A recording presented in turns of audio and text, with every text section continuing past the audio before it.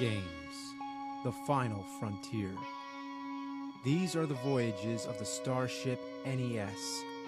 Its continuing mission, to explore strange old consoles, to seek out bad games and review these humiliations, to boldly go where no nerd has gone before.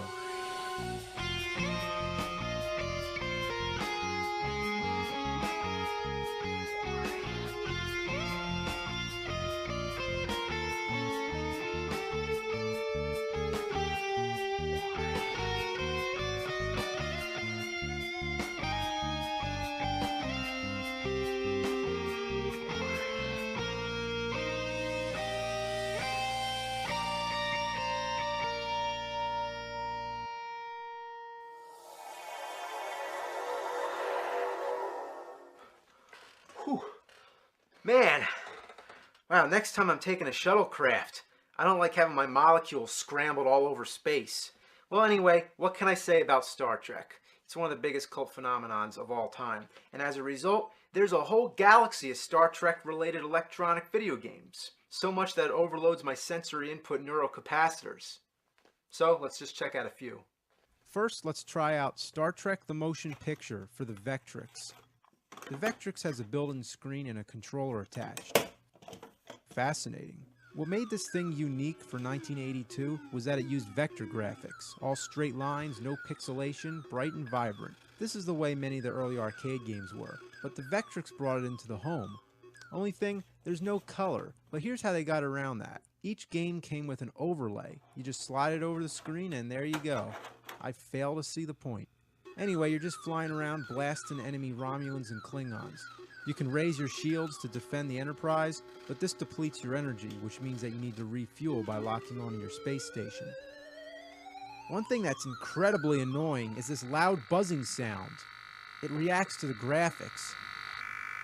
It's caused by a lack of shielding between the ray tube and the speaker wiring. It's penetrating my auditory nerves. I must deactivate this game's power supply. Next up, Star Trek Strategic Operations Simulator for the Atari 2600 electronic gaming console. Basically, it's the same sort of game. You're just flying around blasting Klingon ships. You have to touch a certain amount of star bases before you can advance to the next sector. You have sort of a radar screen at the top. You could almost look at this screen the whole time you're playing, so it's kind of like having two different angles. I find this to be an incredibly simple game, but for whatever reason they decide to make an overlay for the controller. Next up, same game, same name, the name which just rolls off your tongue, Star Trek Strategic Operations Simulator for ColecoVision and Atom Family Computer System. Like I said, it's the same game, but the graphics are improved. The ships are more detailed, the explosions are better, and your shield, photon, and warp power are all clearly indicated, instead of just having mysterious blocks. Yeah, take that, you sons of bitches. Damn Klingons. Klingons suck my ass. Alright, what's going on? There appears to be an interference.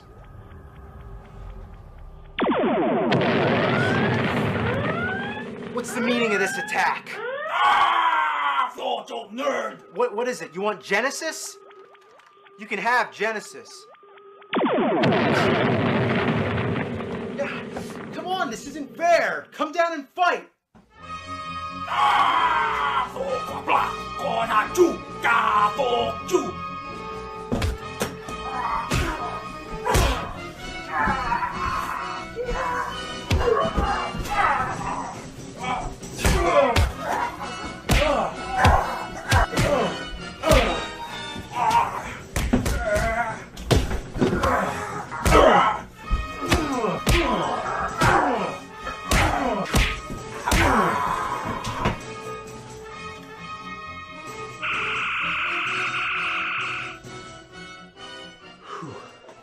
Well, lesson learned. Don't say anything bad about Klingons. Klingons don't fuck around. Anyway, we've seen how simple the early Star Trek games are, but as they went on, they became more intricate. And there's tons of them, so let's focus on just one more. Star Trek 25th Anniversary for the NES. To begin with, the music and the graphics are quite good, but my senses indicate a large deposit of bullshit. The storyline involves the Enterprise being trapped in some kind of dimensional gravitation gate, whatever that is.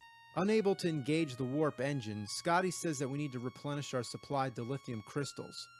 So that's all good, but cut me a break. You're given so much text to read, it's more like reading a Star Trek novel than playing a fucking game.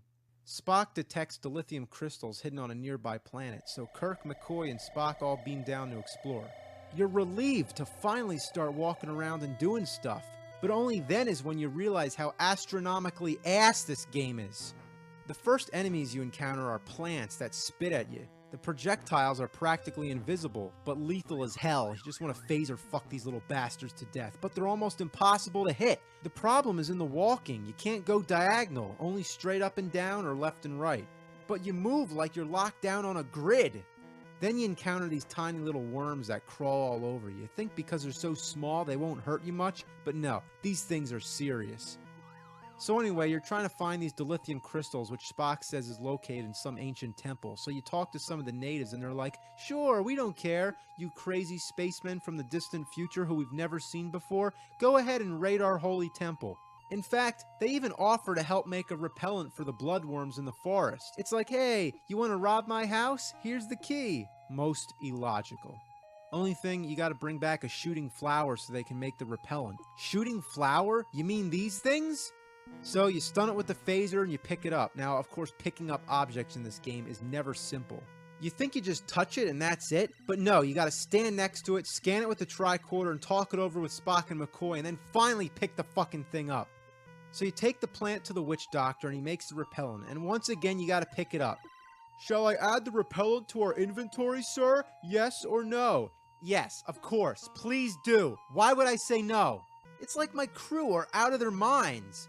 Also, they do a miserable job trying to follow you. Come on, how would anybody get stuck on a bush? So we get past the bloodworms, you shoot down some wolf sort of creature, and then have dialogue afterwards. Will it be alright? Who the hell cares? It tried to kill us. Just shoot the fucking things and move on. A ghostly dragon pops out of a hole, and then I'm suddenly interrupted by a dialogue box saying, "Be careful, Jim, that creature looks like a dragon from Terran mythology." Yeah, thanks. So next thing, you're in the temple. You come to a series of rooms with weird symbols on the floor. If you just try to walk across, you die. You gotta know the right pattern. So before you even get to this room, you gotta memorize the order in which the symbols appear on the wall. So unless you have an amazing memory, you gotta write it all down. And that sounds like fun, right? Why not play a game where you gotta write down cryptic symbols? By the way, these symbols look extraordinarily familiar.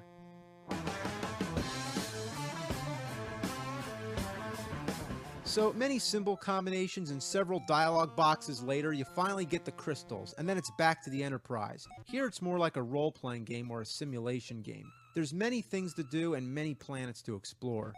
If you're a fan of Star Trek, you'll notice that it's pretty loyal to the original series, and if you play it for a while, you might be able to get into it and adjust to its crap factor, not to be confused with warp factor. But for me, most of the time, I just can't figure out where to go or what to do. I tried calling the game a piece of shit, I tried giving it the finger, but verbal and gestural persuasions proved ineffective. Anyway, this part of the game is based on the episode A Piece of the Action, where you travel back in time to 1920s Earth.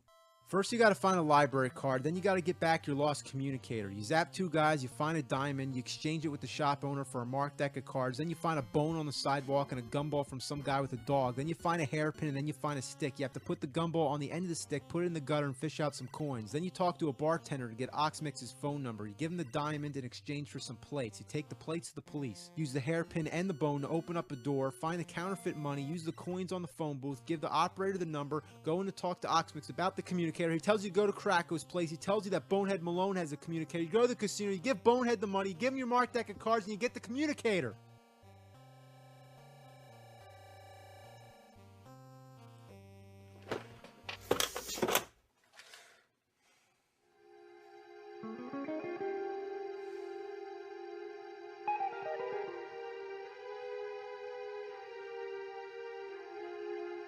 No, I won't destroy it.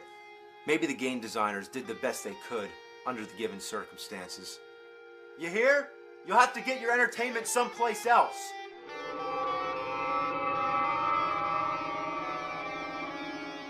You're a Metrone. Does my appearance surprise you, nerd? Not really. You surprised me. How? By sparing this shitty game, you have demonstrated the advanced trait of mercy. Mercy this, motherfucker!